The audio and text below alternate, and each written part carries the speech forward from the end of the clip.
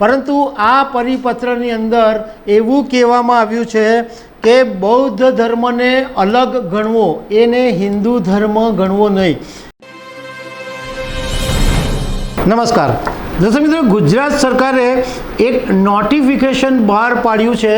એમાં એક ચોંકાવનારી વાત સામે આવી છે, કારણ કે અત્યાર સુધી ઘણા બધા એવું માનતા હતા કે જે બૌદ્ધ ધર્મ છે એ હિન્દુ જ ધર્મ છે, પરંતુ આ પરિપત્રની અંદર એવું કહેવામાં આવ્યું છે કે બૌદ્ધ ધર્મને અલગ ગણવો, એને હિન્દુ ધર્મ ગણવો નહીં।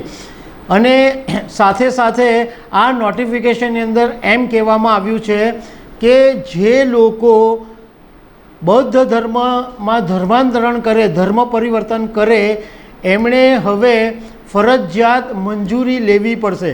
કારણ કે અત્યાર સુધી ઘણા બધા લોકો અને ઇવન સરકારી અધિકારીઓ પણ બૌદ્ધ ધર્મને હિન્દુ ધર્મ માનીને અને ખોટું અર્થઘટન કરીને એવું કહેતા હતા કે તમારે બૌદ્ધ ધર્મ જો અપનાવવો હોય તો મંજૂરીની જરૂર નથી।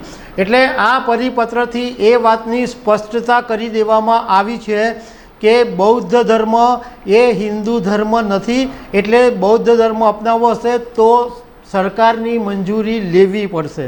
તો આના વિશે હું તમારી સાથે વાત કરીશ। મારું નામ રાજેશ શાહ છે અને તમે જોઈ રહ્યા છો ખબરછે.com। હવે ગુજરાતના ગૃહ મંત્રાલયે એક નોટિફિકેશન બહાર પાડ્યું છે।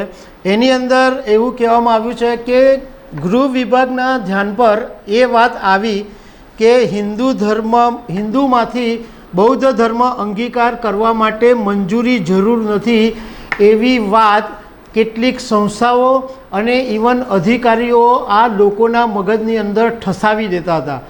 એમ જ કહેતા હતા કે ભાઈ તમારે બૌદ્ધ ધર્મમાં જવું છે તો તમારે કોઈની મંજૂરીની જરૂર નથી, કારણ કે બૌદ્ધ ધર્મ એ હિન્દુ ધર્મ જ છે। ઇવન કેટલાક જે મેજિસ્ટ્રેટ છે એ હિન્દુ ધર્મમાંથી બૌદ્ધ ધર્મમાં પરિવર્તનની અરજી નક્કી કરતી વખતે પણ ખોટું અર્થઘટન કરી રહ્યા હતા। આ બધી બાબતો જ્યારે ગૃહ વિભાગના ધ્યાન પર આવી ત્યારે 8 એપ્રિલે એક પરિપત્ર બહાર પાડીને એવી સ્પષ્ટતા કરી દેવામાં આવી છે કે બૌદ્ધ ધર્મને અલગ ગણવો અને હિન્દુ ધર્મમાંથી બૌદ્ધ, જૈન, શીખ, એટલે આ ધર્મમાં કોઈ પણ ધર્માંતરણ કરવાનું હોય તો ગુજરાત ફ્રીડમ રિલિજન એક્ટ 2003 મુજબ મંજૂરી લેવાની જરૂર પડશે। મંજૂરી ફરજિયાત લેવી જ પડશે, એના વગર ધર્મ પરિવર્તન કરી શકાશે નહીં। હવે આ જે ધર્મ પરિવર્તનનો મુદ્દો છે એ એકચ્યુઅલી બહુ સંવેદનશીલ મુદ્દો છે અને ગુજરાતની અંદર એવું કહેવાય છે કે દર વર્ષે દશેરા અથવા અન્ય તહેવારો પર જે કાર્યક્રમોનું આયોજન થાય છે એમાં મોટી સંખ્યાની અંદર ધર્માંતરણ કરવામાં આવે છે। દલિત સમાજના જે લોકો હોય એમને એવું ઠસાવી દેવામાં આવે કે બૌદ્ધ ધર્મ એ હિન્દુ ધર્મ છે, એટલે બૌદ્ધ ધર્મ અપનાવવામાં કોઈ વાંધો નથી।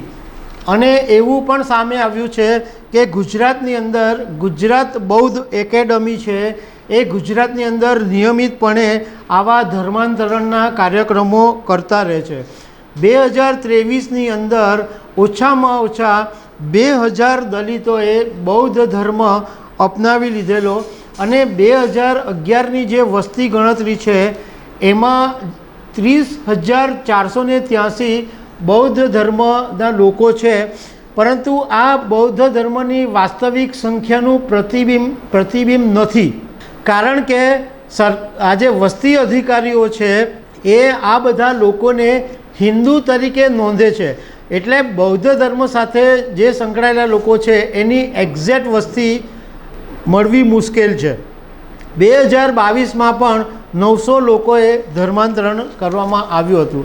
જો કે એક સુપ્રીમ કોર્ટનું જજમેન્ટ એવું કહે છે કે હિન્દુ એ જીવન જીવવાની પદ્ધતિ છે, એ ધર્મ નથી। પરંતુ અત્યારે આ ગૃહ વિભાગના પરિપત્રએ એ વાતની સ્પષ્ટતા કરી દીધી છે કે બૌદ્ધ ધર્મ એ હિન્દુ નથી, જૈન ધર્મ પણ હિન્દુ નથી, એમનું એ અલગ ધર્મ જ છે। તો દર્શક મિત્રો, આવી અનેક વાતો સાથે અમે તમને મળતા રહીશું। Thank you very much.